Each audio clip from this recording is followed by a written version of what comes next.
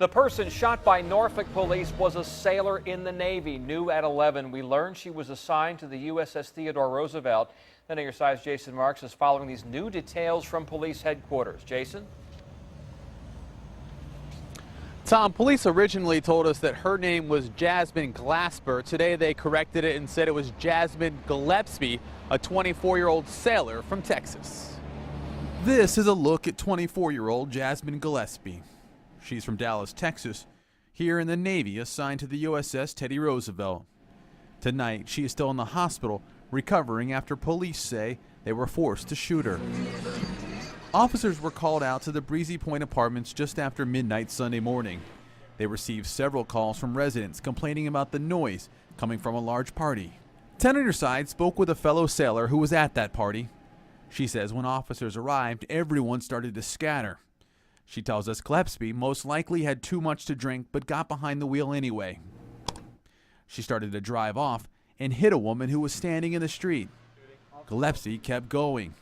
She was then cornered by officers who pulled open her door and tried to pull her out of the car.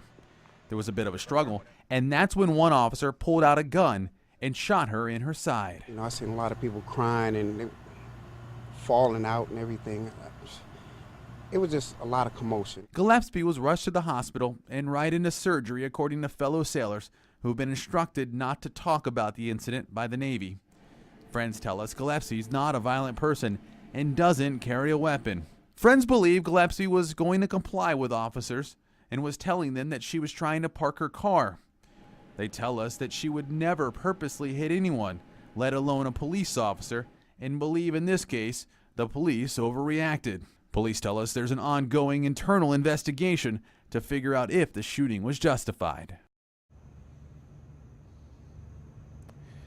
And Gillespie is facing some pretty serious charges, malicious wounding, attempted malicious wounding, felony assault on a police officer.